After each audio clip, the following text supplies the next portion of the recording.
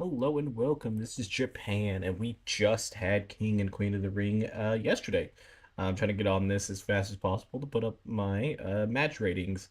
Uh, Overall, it was a little bit of a rough one. I don't know if that bodes well for what I'm about to rank, but I feel like it definitely felt like one of those premium live events that's like in between two good ones.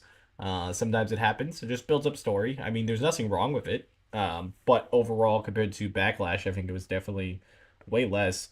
And so yeah, we'll just jump into it. I had this perfectly in what order of things were, and then it just immediately was like, no, no, thank you.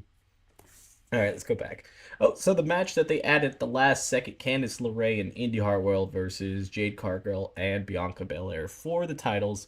It pretty much felt like a match they just added on to the last second. It felt like Indy and Candice is kind of just like that because like that's the same how they got onto the Royal Rumble. It was just kind of last minute. I mean, it's good for them. I think they had a decent showing. They didn't look particularly tough. Bianca obviously looked superhuman, even though she's supposed to be hurt, which I think was kind of a poor decision to do there. They should have just kind of let Jade do majority of the work. And it would have worked perfectly fine. Match it was mid. I mean, it's their first title defense, so hopefully there's more to come. They just look superhuman, so it never looks like they're gonna have an opportunity. Like that was probably their best opportunity if like Bianca's hurt that they ever were gonna lose to that until they decide to turn on each other. So hopefully we get some better rivalries going. I feel like there's gotta have to be a new super team to take them out. That'd be the only way. But yeah, mid. I don't think it was trash. I think it's still a good match, though. I think Jade had some really good moves. I think Candice did great, and Bianca obviously does amazing out there. She's limited to the knee, so it's kind of kind of puts her in that category where she could do as much. Next up, we got Becky Lynch and Liv Morgan. We'll start with also their outfits too, because I really did not like what Becky was wearing. I know the vibe she was going, and I think if she had any other time when it didn't have to be a one piece, it would have probably looked a lot better. But man, it sucked. Liv's was good. The match itself was pretty good. I kind of was just coming along for the punches. I was enjoying myself. Then we got to the ending with Dom getting involved. Didn't need to be there because Dom came out right to cost Becky when she was already ahead, and then gave her the chair, which that would have been fine if that would have been the beginning. Like if Liv was winning, Becky got knocked back, and or like both of them got knocked down, and then that's when Dom decided to do it. I feel like that 2 extra seconds of him being out there first did not work out that well. The like I said, this pay per view or premium live event is overall good, but I think it's setting up for better stories for better premium live events down the line. And that's fine. There's nothing wrong with that because if you think about it, these matches were still better than like stuff that they've had in previous years. So I think the match overall, because of the ending, I'm going to put it in mid. I would have probably put it in good until it got to that ending part. I think that really just kind of messed it up for me. I just felt like they could have done a better way to get the same point across than what they did. Didn't work out. No big deal. Still okay match. Congratulations to Liv. I do think that was the right decision to give it to Liv there, especially with who they decided with the King and Queen of the Ring later on. So I think that works out good. We'll have a rematch on Monday, which will probably just further the Dom being a can't be able to cheat somehow. So next up, we got the triple threat match. I think I had the most potential for this one because I thought it just was a good combination of men going after each other. Obviously, we got Gable out there. I had to go. I would try to do the meme and then decided to just mess up the thing. But I think hey, that it was a good choice. What of these three men, and like he did a great job out there. Sammy looked good. Bronson did what he does. I mean, that's the thing with Bronson. Like he was there. We already knew he was probably going to be the one that takes the pin, but he went out there and showed up and became a monster. Now the ending kind of fell apart again. We had. Otis, would he help? Would he not help? And then he accidentally took out Chad. Didn't really care too much about that part. I mean, it was just kind of one of those things. Like the clothesline and everything was just felt like he should have been able to know, but whatever. It's not that big of a deal. I think overall it was a pretty good match. Put it in the good category. Probably one of my favorite matches. Um, it's just I don't know if I would put it well. Yeah, actually, I probably would put it in great. I think I'd put it a little higher because I think overall the spots were really good. We got some really cool moments, like a lot of like oh crap type moments. But overall, didn't go into that amazing category because the ending kind of fell flat and it just kind of was over. You know, a lot of these matches are just oh ends done. Then we got Lyra versus Nia Jax, and Lyra being in this match was already an amazing thing. So like, just hats off to Lyra. This is like a great way to have her opening year. It's probably one of the best women's starts that we've had right off the bat from NXT in a while. Like, bam, look at what she's doing, and already in this finals and stuff. And hopefully they build up to her maybe getting another match at Clash of the Clans or something like that. Why do I keep saying Clash of the Clans? That's this stupid mobile game. Clash of the Castle next month. So overall, the match I thought was pretty good. We knew that there would be some limitations because Nia's like big monster type, and then Lyra is like just kind of like a technical wrestler, kind of like Becky Lynch. And the thing that I was telling when me and my friends were watching, and this might just be me, and there's no shade put to it, but why does Lyra look so different with her hair? Like she has like that Clark Kent vibe thing because like she puts her hair up, she looks like one person. She's doing the whole bird thing. Cool. And then they show her like in vignettes or on the sideline, she has her hair down, and I'm like, who is that?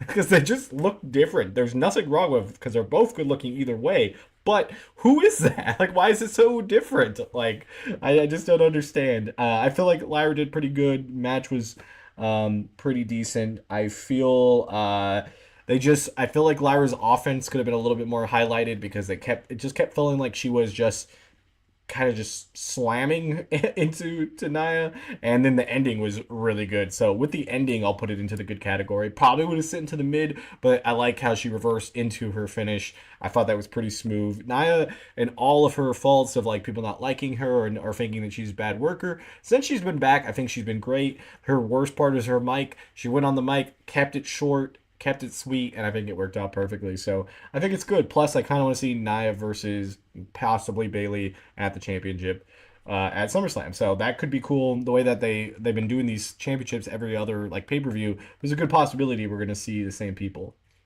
like as champions that we see now. Next up, we have Gunther versus Randy Orton. This was like a bucket list match because like I think it was going to be great. I thought we would get some outside information, like people messing around. Not the greatest. I think overall, and the whole thing also that really cut down the vibe of the show. Almost all of these matches were like, I'm hurt, so I'm just gonna play off being kind of hurt that whole time, and it was just like why? Like, we didn't need that in Gunther and Randy Orton. Gunther could legitimately just beat Randy and they still look good because they are good wrestlers and they both have like this high thing.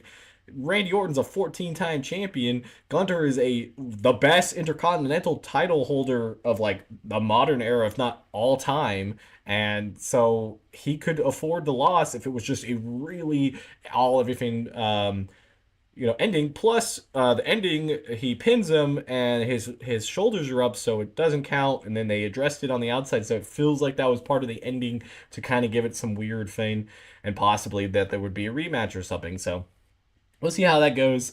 I think overall it was pretty good. I wish we would have, maybe had some interference if they were going to go in that rate of like being like, oh, well, Randy was hurt. That's why he lost that. But they could have just had the bloodline deal with it. Overall, it was disappointing to me because if I had to pick out of all the matches, thought that was going to be the best match of the night. I think it did fall way shorter than that. So I'm going to put it in the good category. I liked it. I think the whole thing of just having like Randy couldn't do anything because his back and knee and everything hurt on him. Like I know they have to do that sometimes, but I just felt like we don't need that on the whole entire card. And that match definitely did not need it because if you would have just let the two men cook, but a great match. And then last but not least, we had Cody Rhodes versus Logan Paul for the Universal title. No, undisputed title, and it was pretty good. I mean, the match itself, I think, was pretty solid.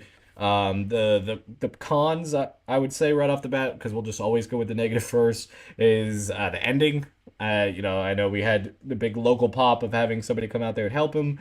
Didn't really need that. We didn't really need a lot of the outside of interference. The brass knuckle thing was fine because that was kind of like the whole gimmick of going into it. We could have got a different type of ending if that's what we wanted, but we just got what we got. So the good that frog splash with the drone shot of Logan Paul is going to be something that we see for years because they will be using that video nonstop. It was a good spot. A lot of the moves were good. I think Logan did really good. Obviously, Cody looked really strong out there. I personally think it was probably one of my favorite. Like they had the most best spots of all the matches. I still think Sammy Gable and Bronson Reed had the best match, but I feel like it was a very close second was Cody and Logan. It was a good title defense. I think it's a good thing to solidify Cody Rhodes being that. We just need somebody else. We need a big bad guy. We thought maybe we were gonna get the Wyatts coming out there to do something to, prolong or like get their story out there, but we didn't. So we're going to be kind of lost here, and we're going to put this into great. I think that was a pretty decent show altogether. I thought the show was good. I definitely think Backlash, like if we start the year off as Backlash being the first show and this is only the second one, I think Backlash was obviously better, but I feel like this was still a pretty good second because we got a lot of good stories coming. Obviously, some future SummerSlam stories. We got Liv and Becky going back and forth. That'll probably settle here on Raw, and then maybe have somebody enter into Liv's spot of like who rivalry she's gonna have, and then obviously Gunter winning will have now a shot that he will be going after Damian, which Damian has to go against Drew. So there could be some different things going on there. So we got a lot of stuff. I think Lyra had a great showing. She definitely gets the gold star out of all of here because everybody who was in here is good, and she's the newest person other than like Jade Cargill, and I think she just showed up exactly what she has to offer. And I think if they give her some time, I think she's going to be great. Also, like I think Chad Gable did good. I think we're going to see the dissolve of Alpha Academy, which will feed Raw pretty much till they decide to do something else with it. And I think, yeah, I think all of that just made a great pay per view. I think it goes into the good category as a overall pay per view. Uh, Definitely watch if you haven't watched it, and I will see you guys next time. This is Japan. Bye, guys.